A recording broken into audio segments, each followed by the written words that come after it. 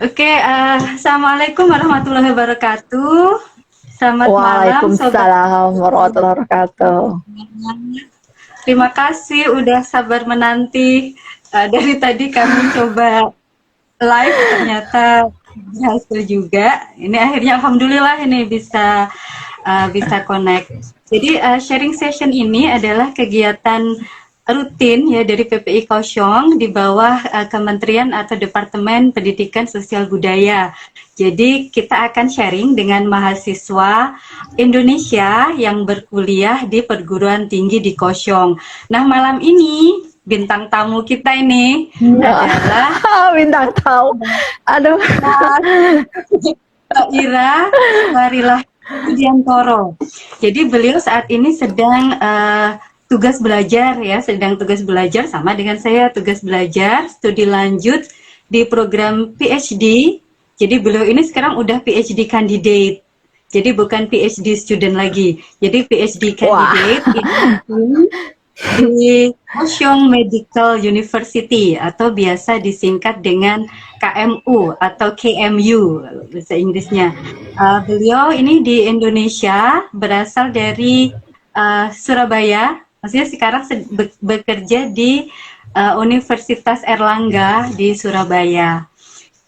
Nah, ini Mbak Ira, mungkin diceritakan sedikit nih kesibukan di Kaohsiung apa ini akhir-akhir ini sebagai student, sebagai ibu rumah Aduh. tangga. Dua-duanya dikerjakan. Jadi rutinitas saya setiap pagi nganterin anak saya yang kecil sekolah TK. 7:30 udah berangkat dari rumah, nganterin dia sekolah. Terus habis itu kalau ada perlu sesuatu beli ke pasar, mampir dulu ke pasar. Secara deket banget sama sekolahan anak saya. Habis itu baru ngampus ke perpustakaan. Jadi library buka sekitar jam 8:50 tuh saya udah langsung selamat pagi, caoan kepada pegawai library-nya. Udah langsung dapat posisi strategis lah. Kan requirement buat kita nggak bisa lulus, nggak bisa pulang nggak bisa pulang tanpa membawa ijazah PhD kalau kita nggak punya publikasi kan. Dan bagi saya lihat pembimbing saya track record publikasinya itu di jurnal-jurnal yang kayaknya ini saya bisa apa enggak gitu kan, antara profesor, supervisor levelnya kan, kalau kita yang Scopusan gitu levelnya Q1 gitu kan, levelnya Q1 semua gitu kan. Sementara saya so far sampai dengan detik ini belum punya publikasi Q1 satu pun gitu kan. Itulah jadi nyiapin.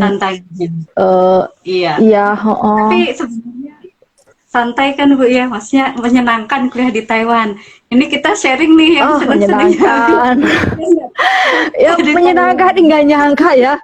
Siapa coba yang bisa meramalkan? Ada nggak yang pernah dengar ramalan bahwa akan terjadi COVID-19 global pandemic ini? Perasaan saya nggak dengar dari sebelum berangkat. Kan? Iya. Dan alhamdulillah banget ya kita. Ya, jadi nggak enak sama saudara-saudara kita, sama teman-teman kita yang di Indonesia. Ya, tapi so far ya Taiwan negara kecil tapi well managed ya. Penduduknya, masyarakatnya, pemerintahnya.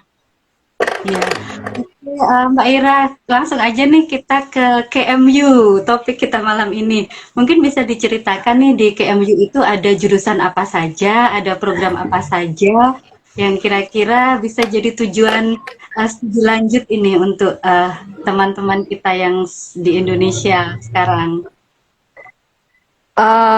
Nah ini ya, ini udah hasil penjajakan tadi ke Student Affairs, ke deputinya langsung.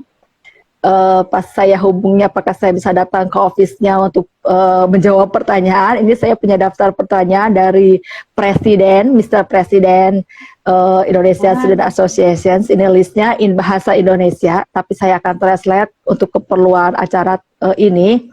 Untuk validasi gitu, sekalian ada foto bahwa kita semuanya informasi ini berasal dari official personnya gitu. Ya ternyata beliaunya lagi di luar, terus kemudian dihubungi. Jadi di KMU itu ada, sebentar, lihat catatan saya ya, lihat contekannya. Saya juga baca contekan. Jadi ya dicontekan dong. Jadi di KMU itu ada 18 program internasional, yang artinya program ini disampaikan dengan bahasa Inggris. 18 program internasional. Terus kemudian kalau di KMU itu bahasanya itu colleges ya, setara dengan faculty kalau di Indonesia mah. Ada 8 fakulti, 8 colleges, yaitu 1 kedokteran, 2 kedokteran gigi, farmasi, nursing, kemudian College of Health, ada lagi College of Sciences, kemudian College of Humanities and Social Science, kemudian ada General Education, ada 8. Terus KMB itu kampusnya nggak mencar-mencar, kampusnya ngumpul gitu di satu area. Di situ ada kampusnya, persis sebelahnya ada ada Kaohsiung Medical University. Jadi nggak perlu ngebis, nggak perlu jalan kaki jauh, nggak perlu, nanti ada jadwal apa di kampus mana, ya di situ-situ aja kita. Dormitorynya juga sebelum kita punya dormitory ada di dalam kampus semuanya, tapi kan sekarang lagi direnovasi. Jadi yang lagi direnovasi itu dipindahkan dulu sementara keluar. Jadi tapi masih ada satu gedung utama dormitory. Iya, mungkin orang ngiranya dari namanya kan Kaohsiung Medical University, dikiranya kan medical semua. Nah, ternyata ini ya, teman-teman ada Colleges of Humanities and Social Sciences ada, kemudian Education juga ada. Ternyata iya ada jurusan namanya Gender Study, keren loh. Ada Gender Studies. Ada nah, itu di ada S2 untuk Gender Studies, itu ada di Brawijaya dan jarang memang. Oh, ada ya? Ada. Saya pernah ikutan, kan ada free course kayak gitu kan ya. Ada tentang kuliah, kita bisa ikutan aja di mana aja, ada free course kayak gitu. Ya pernah ikutan juga. Yang menarik ya, kan ada isu-isu sensitif yang di Indonesia itu nggak bakalan, atau orang bakalan lebih baik menghindar untuk membicarakan hal tersebut gitu ya. Tapi kan kita sebagai seorang akademisi tidak bisa menghindari hal-hal seperti itu. Kita juga harus berbicara dalam konteks scientific research kan. Jadi kita bisa dengan aman, nyaman membicarakan hal-hal yang kalau di Indonesia mungkin masih orang banyak menganggap hal itu tabu. Iya.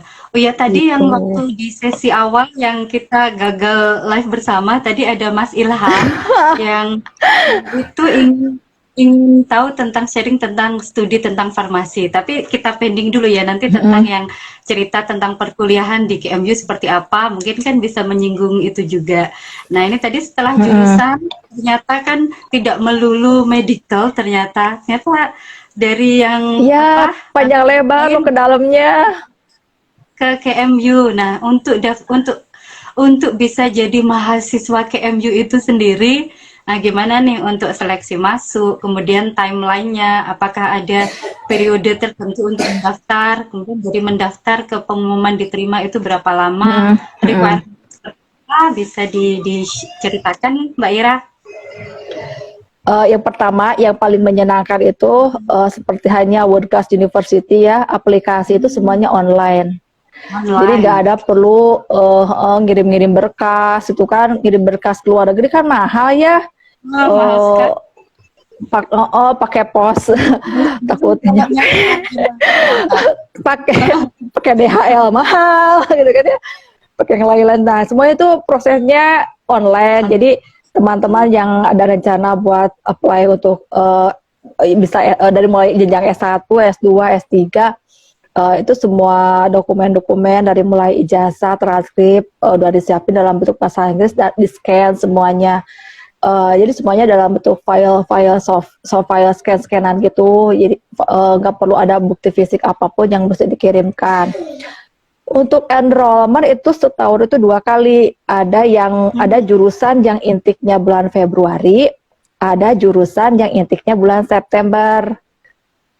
Untuk Iya. misalkan saya nursing itu intiknya bulan September.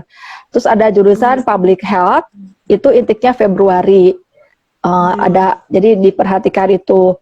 Dan semua akses untuk informasi perihal pendaftaran itu bisa dilihat di webnya sendiri, langsung aja googling Kaohsiung Medical University atau KMU Taiwan untuk lebih jelasnya.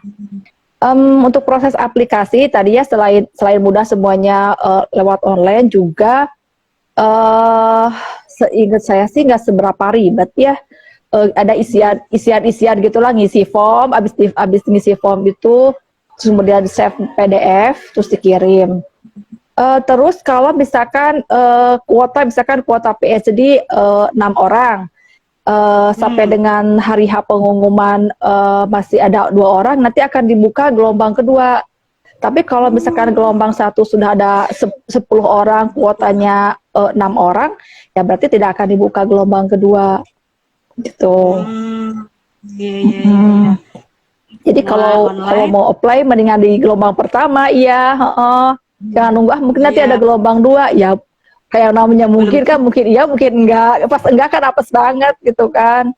Terus Iya. kalau misalkan yang mau nyari beasiswa gitu kan, apply beasiswa itu misalkan saya dulu apply beasiswa Taiwan Scholarship MOE, Ministry of Education.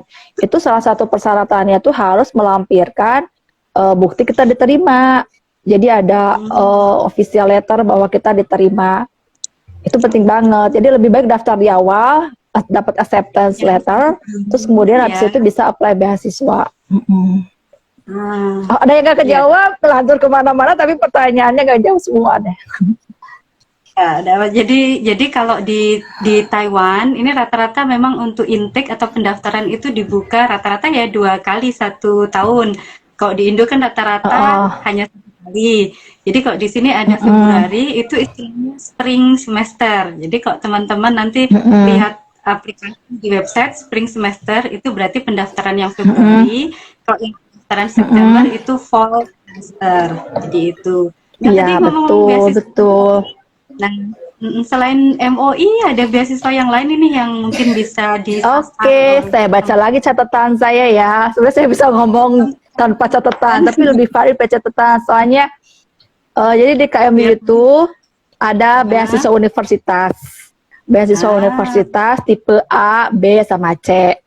Tipe A-nya mm, itu bebas SPP, kemudian mm, bebas asrama, tinggal di dormitory ya, jadi bebas asrama, lalu kemudian dapat uang saku. Terus ada yang tipe B ini bebas institusi, bebas asrama, tapi konsep. nggak dapat uang saku. Ah, ya. Kalau tipe C itu hanya bebas SPP aja. Terus ada Ah, Taiwan, beasiswa dari pemerintah Taiwan. Pemerintah Taiwan itu ada 3 macam. Ada hmm, MOE, Ministry of Education, ada MOST, Science and Technology, ada MOC, MOFA, ya Foreign Affairs, Kementerian Luar Negeri, Kemenlu 3. Terus kemudian buat dosen ya, terlepas dari apakah itu ngajar di PTN atau PTS, itu bisa ada lagi kesempatan yang lebih baik lagi, bukan lebih baik lagi, lebih besar gitu peluang dapat beasiswanya. Ada namanya beasiswa paying tulisannya. Tapi kan bacanya pronunciasinya di paying ya. ya. Nah Y itu kan nggak paying, dibaca ya. ya. Aduh, Chinese class.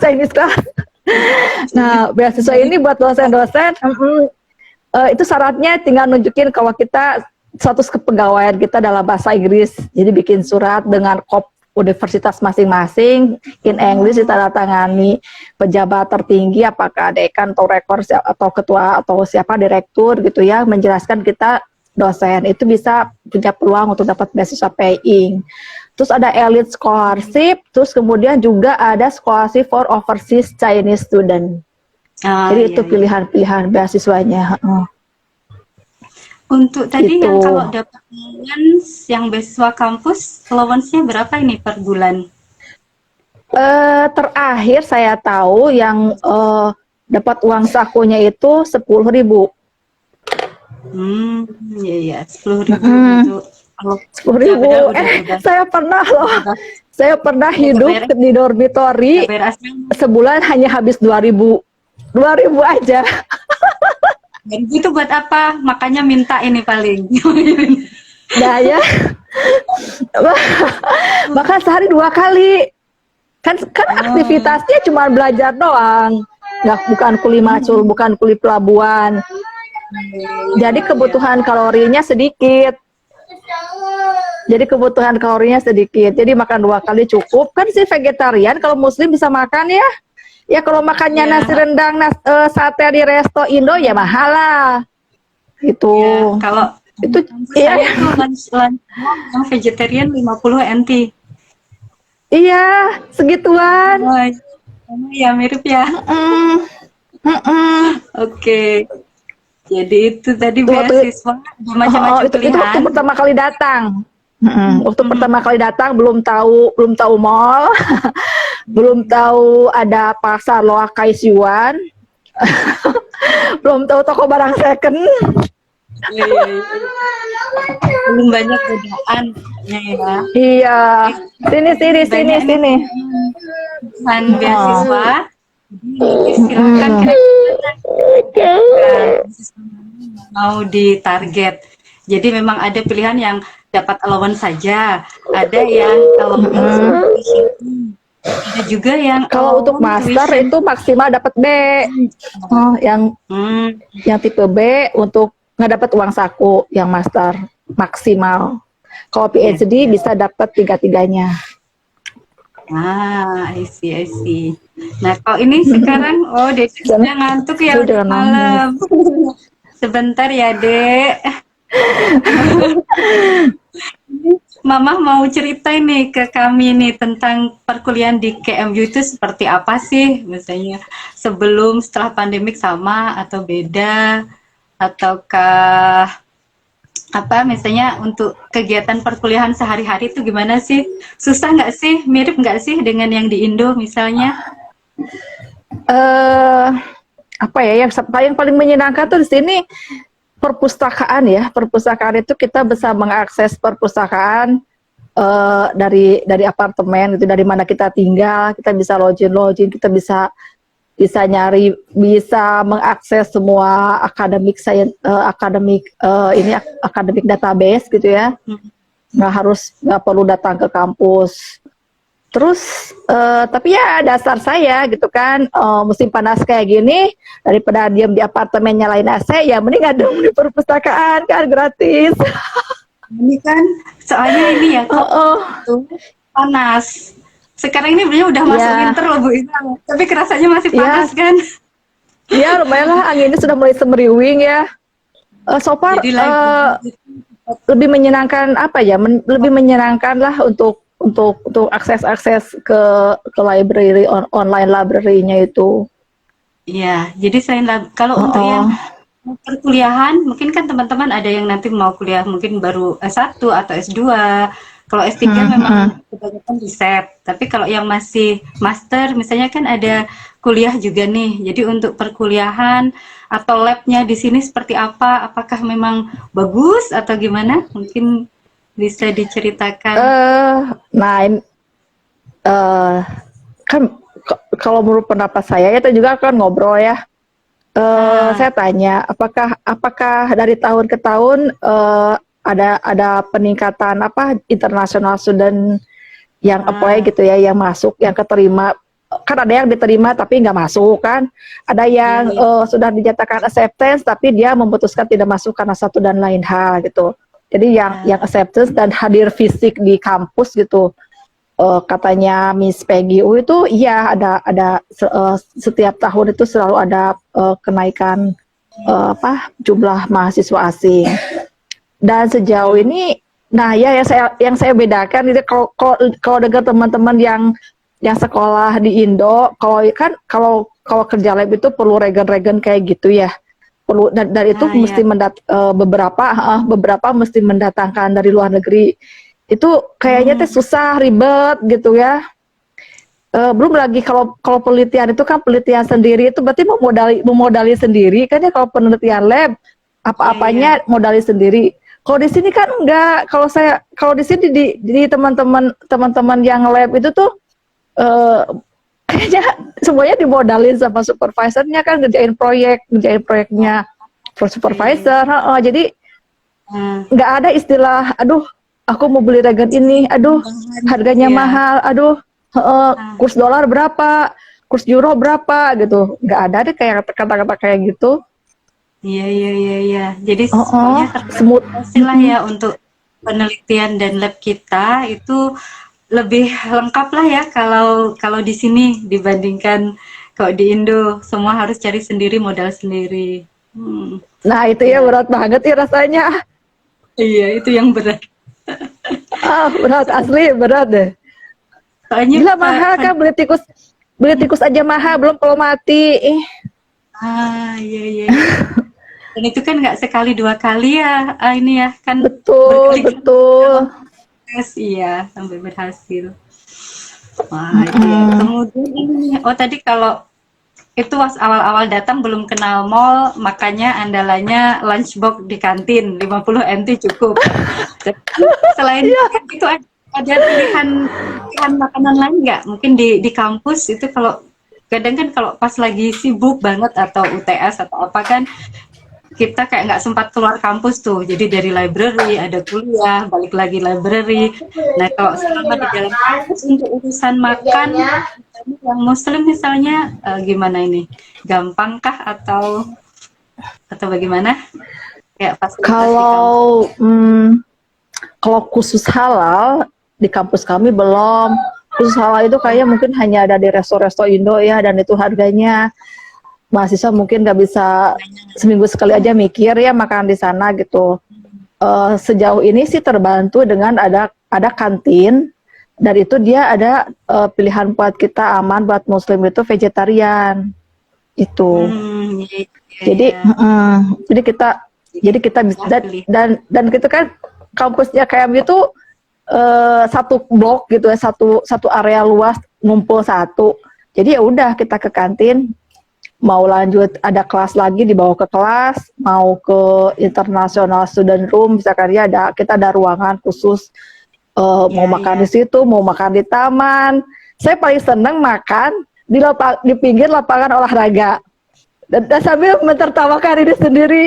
Saya duduk menimbun kalori sambil nonton orang yang sedang tekun membuang kalori. Tapi habis makan termotivasi ikut bakar kalori enggak nih? Jangan-jangan enggak. Enggak, Cukup enggak. puas menonton orang Aduh, bakar kalori sedang merasa kalorinya terbakar gitu ya. Oke. ya, seperti itu. Gila ya, di sini orang-orang pada ini ya, pada apa namanya ya, kesadaran diri untuk berolahraganya itu tinggi banget ya. Saya hanya Iya, bisa jadi sampai memuji aja ya. exercise. Iya, betul sekali. Terus untuk ini kalau untuk fasilitas lain misalnya musola, terus kegiatan non akademik lain misalnya itu tadi ya kalau di sini mereka kan sebenarnya mencoba hidupnya itu balance gitu kan antara kuliah, tapi mereka kok saya lihat anak-anak lokal juga yang internasional juga beberapa itu kepingin memang punya jadwal rutin olahraga misalnya atau berkesenian. Nah ini untuk fasilitas yang mendukung untuk ibadah kemudian olahraga itu seperti apa kalau di KMU? Untuk ibadah kita ada prayer room, ruangannya Hmm, sendiri ada prayer room. Di itu situ untuk uh, buat semua siswa muslim ya, untuk muslim kita ada prayer room. Terus kemudian itu lebih besar ruangannya. Terus kemudian ada ruangan musola di gedung saya di nursing, ada supervisor yang apa namanya ya, dia kalau di yang keperawatan itu namanya transkultural nursing gitu ya. Dia sangat peka terhadap hal-hal seperti itu. Jadi emang dari dulu sebelum saya, dia menyiapkan, men-set tempat apa namanya, khusus di situ, menyiapkan untuk musola, untuk di satu gedung itu atau mungkin di gedung yang lain yang butuh sholat. Di situ ada prayer room di gedung nursing di lantai 3. Ya karena di situ juga ngobrol-ngobrol. Biasa ketemu sama teman-teman yang Muslim itu biasanya di situ, kalau nggak di prayer room. Di prayer room biasanya ketemu sama teman-teman Muslim yang bukan orang Indonesia gitu ya, dari Yordan, yang dari mana, bisa ketemu di sana di prayer room. Iya, iya. Kalau kesehatan olahraga ya Bukan ada rohani. pilihannya ya. Aduh saya ini malas banget ya olahraga. Padahal Sebenarnya ada basket, ada gym juga, ada nge-gym, ngeliatin orang nge-gym terbentuk tricep bicepnya gitu, seneng ya, keren banget itu. Ototnya nggak gelambir gitu kan, bener-bener kenceng gitu ya, kelihatan lah bukan gagah, apa namanya ya, lemaknya nggak ada lah, lemak yang bergelambir-gelambir itu jadi otot gitu, keren banget ya. Tapi ya cuman mengagumi aja.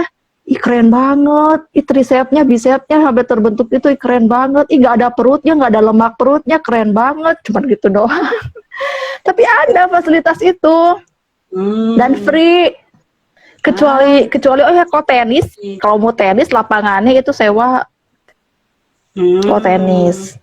Tapi kalau basket, lari, volley, itu gratis. Gym juga gratis. Tinggal mau apa enggak gitu ya. Betul. Tinggal mau apa enggak. Kalau yang suka olahraga kayak gitu jangan khawatir deh. Aduh, Taiwan kondusif banget deh buat kalian yang suka olahraga. Kondusif banget. Iya. Jadi bisa memang jadi pilihan ya. Jadi olahraga juga enak. Apalagi kalau lagi musim panas, gym itu favorit pastinya ya, karena adem. Aduh, iya sih. Keren banget sih, alat-alatnya juga lumayan lah gitu ngeliatinnya. Secara kalau ke kantin tuh kan ngelewatin tempat gym. Ngelewatin sambil ngelirik, ngeliatin. Habis asupan kalori banyak dibakar tuh di gym, baru balik ke library. Aduh, ya itu cita-cita yang nggak tahu kesampaian apa enggak, kayak cuma angan-angan doang. Iya, terus ini suka duka ini Bu Ira. Mungkin nanti akan dibahas lebih lanjut lagi kalau tentang perkuliahan sendiri. Mungkin itu yang sebenarnya menarik ya, karena kayak nursing kalau di Taiwan itu seperti apa? Karena kebetulan Mbak Ira kan punya pengalaman nih ketika berkuliah di Indo itu seperti apa. Nah, kira kalau di Taiwan itu seperti apa? Biar teman-teman ada kayak gambaran gitu kalau kuliah nursing atau di bidang-bidang yang kesehatan yang lain, mungkin tidak hanya di nursing, itu gimana sih? Ini suka dukanya. Ini Mbak Aya tanya nih, suka dukanya bahwa apa aja? Ada pertimbangan khusus yang perlu dipertimbangkan jika bawa keluarga ke sana? Wah, kayaknya Ayah ini nanti bisa ke sini nih, Ayah, ke Kosyong. Ayo sini. Ini ada apartemen lantai 4 sebentar lagi kosong, kita tetanggaan. Suka dukanya apa ya? Sebenarnya banyak sukanya ya. Lebih banyak sukanya. Karena dukanya tuh apa ya? Apalagi waktu itu waktu berangkat sekolah itu anak saya yang kecil kan masih di bawah 5 tahun.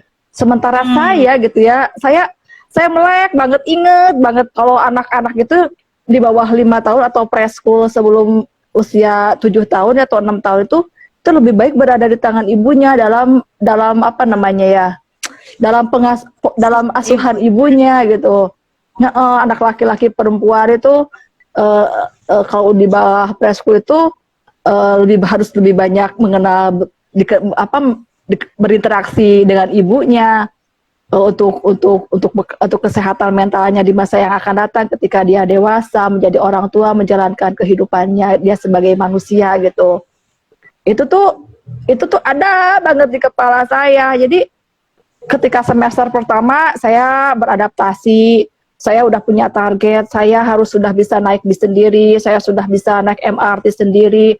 Saya kalau tersesat harus bisa pulang sendiri tanpa panik, tanpa ketakutan, tanpa berkuar-kuar, aduh aku tersesat. Pokoknya saya harus mengenal medan di 6 bulan pertama.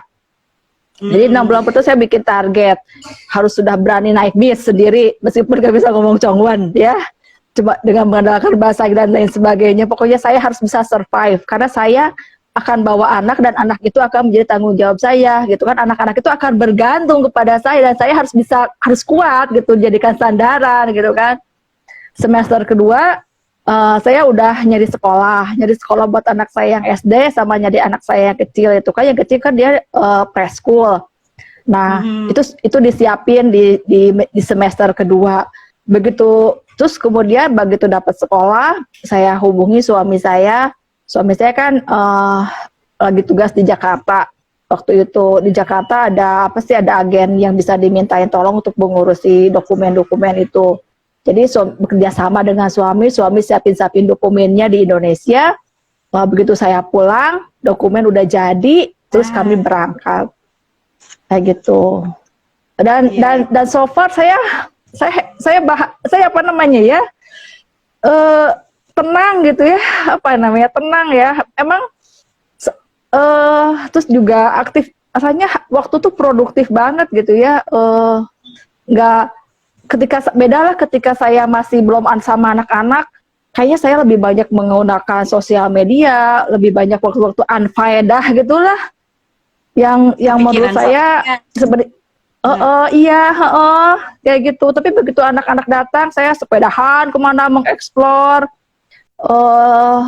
Kita sekarang belok ke kanan, sekanan-kanannya, pokoknya setiap ada pilihan kiri atau kanan, kiri atau kanan, kiri atau kanan gitu. Sekarang kita jalur kiri, ada belokan kiri atau kanan, kiri, kayak gitulah. Iya. Seru jadi lah gitu. Intinya yang ditanyakan Mbak Aya ini sebenarnya kalau pertimbangan khusus sebenarnya everything is sekolah fine murah ya. Loh Ayah, sekolah murah, SD murah. SD itu ya, SD SPP-nya anak saya.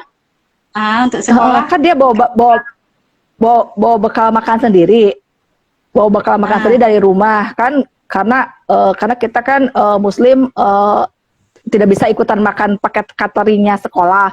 Lagian paket cateringnya mahal banget gitu ya. Jadi akhirnya cuma ikut sekolah aja, nggak ikut catering. Itu SPP-nya setiap semester hanya 1.015 itu berarti sesemester hanya 505.000 ya 500.000 ya 500.000 lebih lah satu semester ya, dari pemerintah kayaknya ya. Jadi sebenarnya kok pertimbangan khusus tinggal kitanya aja kira-kira bisa nggak bagi waktu antara studi dengan anak. Tapi kalau untuk hal-hal lain sebenarnya kok di Taiwan relatif lebih mudah ya, untuk pendidikan, untuk kesehatan, untuk fasilitas penunjang lain. Ini ada lagi nih pertanyaan menarik ini dari Mas Bahtiar. Mbak Ira, bagaimana studi keperawatan lansia di Taiwan? Apakah di Kaohsiung terdapat profesor untuk kajian tersebut? Tadi apa topik kajian apa? Studi keperawatan lansia untuk lanjut usia. Pertanyaan yang kamu kudu datang ke Taiwan. Karena di sini mereka memang jagonya tempatnya untuk keperawatan lansia. Kenapa? Karena populasi masyarakat Taiwan itu lebih banyak lansianya daripada bayi baru lahirnya. Angka kelahiran di Taiwan itu sangat rendah, hanya 1, almost semakin menurun. Sedangkan lansianya itu panjang umur di kita udah, ya Allah di kita ya, orang 60 tahun meninggal itu dianggap sudah waktunya waktunya mati gitu, 60 tahun, 70 tahun. Di Taiwan panjang umur sampai 80, 90, 100. Kudu datang ke Taiwan. Kudu datang. Kamu boleh japri saya ya. Ntar saya hubungin ke calon profesornya, supervisornya. Dan dia salah satu profesor terbaik untuk gerontik di Taiwan. Ada di KMU. Ada di KMU. Teman-teman dari university lain bisa dicari nanti IG-nya Mbak Ira, nanti silahkan japri. Memang di Taiwan untuk education juga, gerontologi itu juga populer juga di Taiwan memang. Populer banget, populer banget. Kamu datang ke universitas yang tepat deh kalau ke sini. Ya, ini sepertinya Mas nanti kita langsung cari ini, dia langsung tanya beasiswa ini Mbak Ira. Untuk MOI, Taiwan dan kampus Taiwan apakah mempersyaratkan IELTS? Kalau pengalaman Bu Ira kemarin waktu apply? Kemampuan bahasa Inggris di sini ya, IELTS bisa, tapi IELTS itu mahal. Kayaknya dibanding Jadi, dengan TOEFL, jadi kalau memang udah punya IELTS bisa pakai IELTS, tapi kalau misalnya nggak punya IELTS bisa pakai ITP TOEFL. ITP TOEFL yang lebih kantong friendly lah buat kita gitu ya, secara kurs dolar kan sekarang rasanya tidak rasional gitu ya. Jadi dari harga. ITP. Jadi untuk Mas ITP ya udah dan cukup teman-teman ya, lain karena yang ingin apply di Taiwan, sebenarnya memang untuk international student English proficiency itu wajib dan memang harus dibuktikan dengan dokumen, tetapi tidak harus IELTS. Jadi bisa IELTS, betul bisa TOEFL ITP yang paper base itu aja juga bisa, atau bahkan di bisa. beberapa beasiswa untuk beberapa kampus pun ada yang menerima TOEIC. Jadi nanti Ya, dicek betul. aja di masing-masing kampus. Karena kalau saya TOEIC, TOEFL, IELTS itu semua diterima, tergantung mungkin jurusannya atau kampusnya. Untuk MOI juga pasti mensyaratkan kemampuan bahasa Inggris, tetapi tidak harus IELTS, tapi tetap harus ada bahasa Inggris.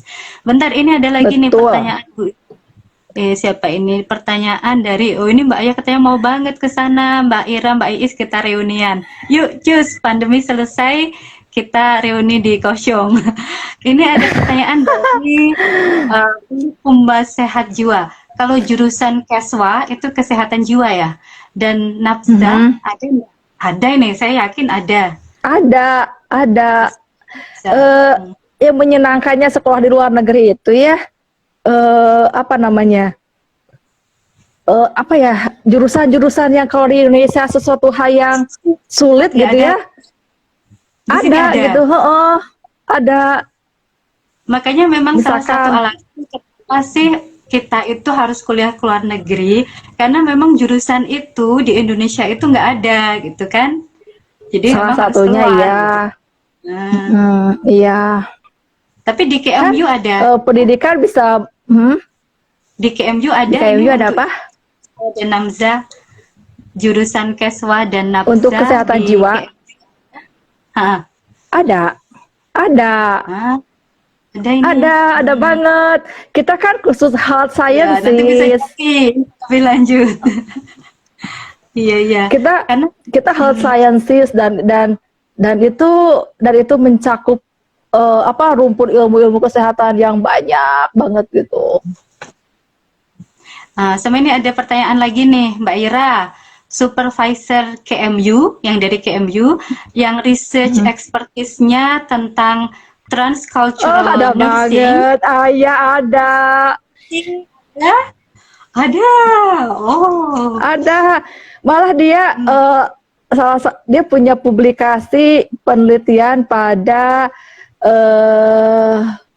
kalau nggak salah itu ya, yang pernikahan orang Taiwan sama orang Indonesia. Jadi meneliti, Iya. oh apa sih namanya itu yang, apa sih dulu ada bahasanya yang brides, apa sih yang pengantin, apa gitu namanya itu, yang karena di sini populasi anak-anak mudanya sedikit, jadi beberapa mencari pasangan gitu, pasangan dari Indonesia untuk kemudian diperisti menikah di sini. Tapi kan mereka itu meskipun misalkan mereka Chinese gitu ya, misalkan orang Indonesia yang orang keturunan Cina, tapi kan mereka orang Indonesia gitu kan, culture-nya Indonesia gitu. Mereka datang ke Taiwan ya mereka nggak bisa bahasa Taiwan, mereka nggak ngerti kebudayaan Taiwan gitu. Complicated kan, tiba-tiba menikah, punya keluarga, punya anak, nggak tahu kehidupan di sini seperti apa karena baru pertama kali keluar negeri menikah, kemudian punya suami juga ngomongnya gimana, aduh nggak kebayang gitu kan. Nah ada di KMU profesor yang meneliti tentang hal itu. Pas dia cerita juga, ya kepikiran datang ke Taiwan, menikah, punya anak, nggak ngerti keluarga di sini, nggak ngerti kebudayaan di sini, ya stressful kan.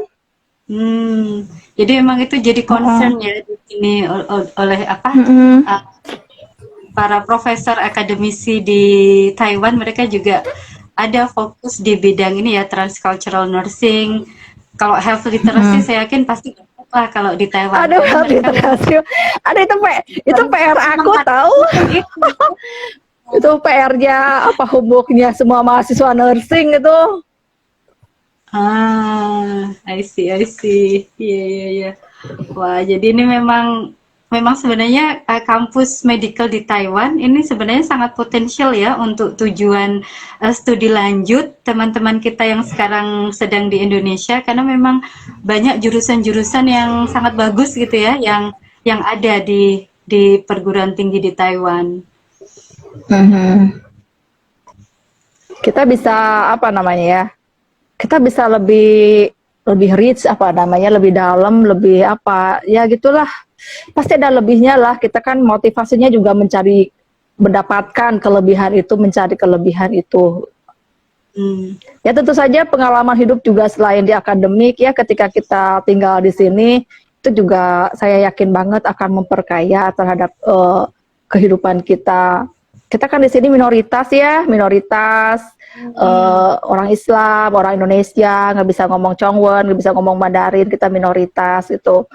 Sementara di Indonesia Islam itu mayoritas gitu. Jadi kita hal itu tuh menyenangkan buat saya, ada life value yang kita nggak bisa dapetin di bangku kuliah gitu, dan kita dapetin ketika kita berinteraksi dengan kehidupan sosial di sekitar kita. Kan kita juga nggak terus-menerus bergaul dengan orang Indonesia setiap hari, setiap menit, setiap jam gitu kan.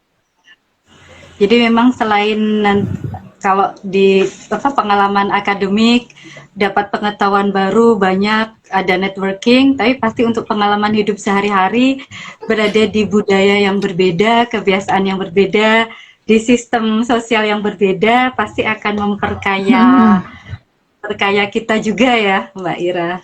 Betul, betul itu.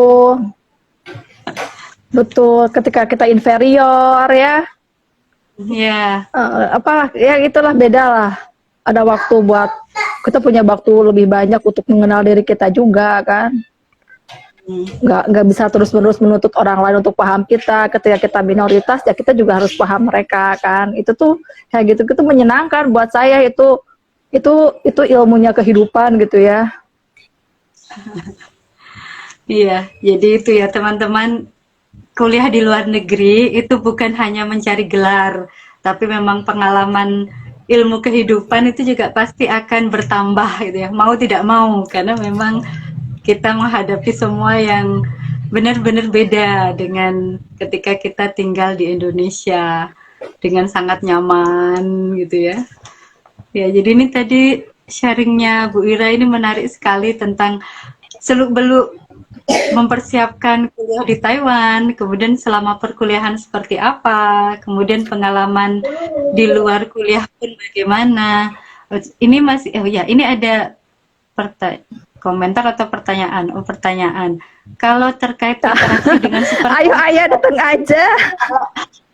Master sama PhD pasti nih hubungannya dengan supervisor. Apakah ada perbedaan pengalaman interaksi Mbak Ira rasakan saat di UK dengan di Taiwan, atau pengalaman saya waktu di Sydney dengan di Taiwan? Ada bedanya nggak nih Mbak Ira? Jadi Mbak Is dulu jawab itu buat kita soalnya pertanyaannya. Saya sih hanya berinteraksi dengan dosen. Kebetulan menarik ini, saya ini apa ya? Saya waktu S2 di Australia, saya itu ambil master by coursework. Jadi kalau di Australia beda nih sistem pendidikannya.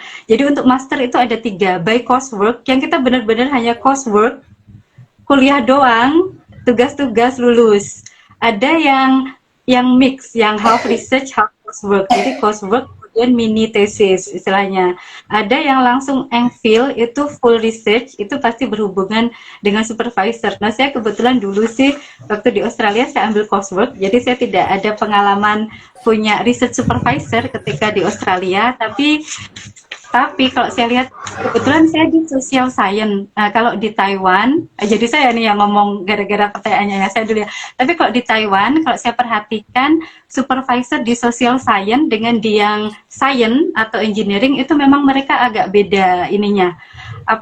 karakter mereka itu beda. Jadi cara kita berhubungan juga beda. Kalau di social science di departemen saya kebetulan supervisornya itu sangat dekat dengan mahasiswa atau mereka itu apa ya friendly, lebih mudah didekati. Tapi kalau saya bandingkan dengan supervisor teman saya yang di departemen sains gitu ya, itu mereka lebih demanding. Jadi tuntutannya itu lumayan tinggi. Nah, kalau Bu Ira gimana nih? Tuntutan supervisornya tinggi atau masih sedang-sedang saja? Kalau saya ya sebenarnya juga saya stres ya kalau misalkan jadi antara hidup ini kan bargaining ya, antara senang antara dengan di UK.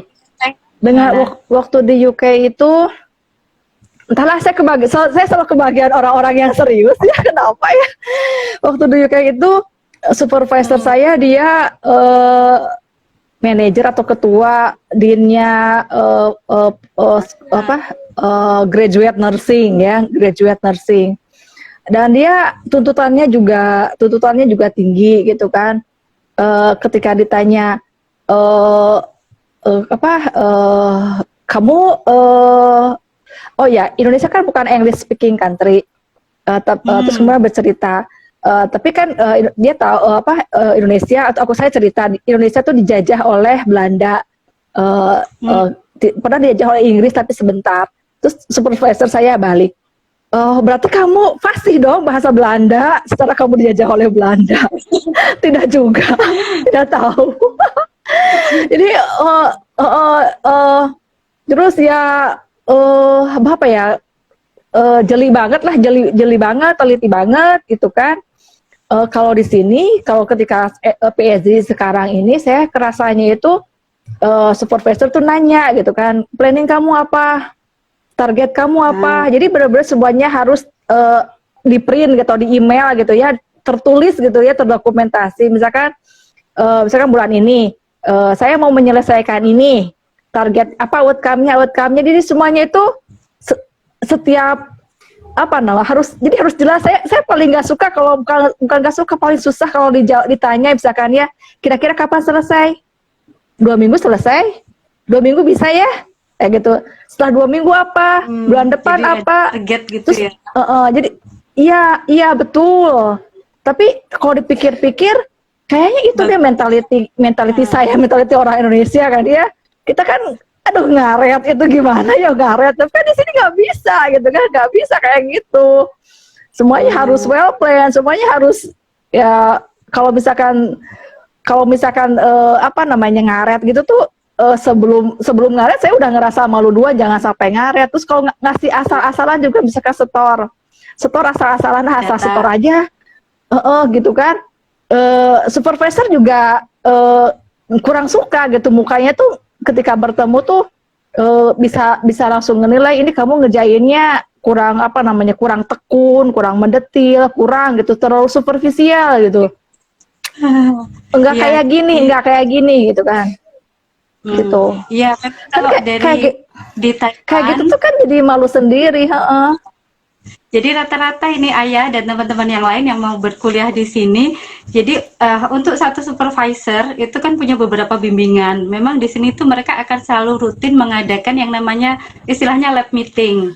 Jadi memang mereka ini semua mahasiswa bimbingannya itu harus report. Jadi bisa sebulan sekali atau 2 minggu sekali. Itu bikin jadwal yang kita harus kasih progress report. Jadi rata-rata profesor di Taiwan itu lulusan dari barat, dari Amerika maupun UK, tetapi mereka juga adat ketimurannya juga masih dipegang. Yang kalau di barat kan kadang ya untuk hubungan supervisor dengan mahasiswa, tapi kalau di sini kita masih tetap menempatkan diri kayak di Indonesia. Kalau saya ini mahasiswa bimbingan, beliau adalah supervisor saya, jadi kadang masih harus ada yang respect, yang dijaga, tapi mereka sangat helpful sih sebenarnya dengan membuat lab meeting dan timeline yang kita harus harus diikuti itu.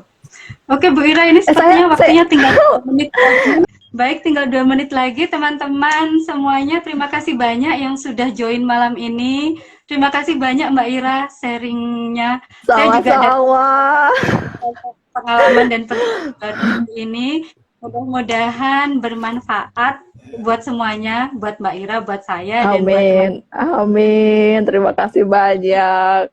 Mungkin hari ini tidak sempat ikut live, bisa juga lanjut lihat di IG atau YouTube-nya PPI Kosyong. Jadi mudah-mudahan info hari ini juga bisa di-share ke teman-teman lain yang belum sempat mengikuti hari ini. Insya Allah banyak sekali manfaat yang bisa kita petik dari sharing session kita. Sekali lagi terima kasih banyak Mbak Ira, terima kasih banyak teman-teman semuanya. Ya, Alhamdulillah sudah selesai sesi kali ini. Wassalamualaikum warahmatullahi wabarakatuh. Selamat malam. Salam perhimpunan. Selamat malam.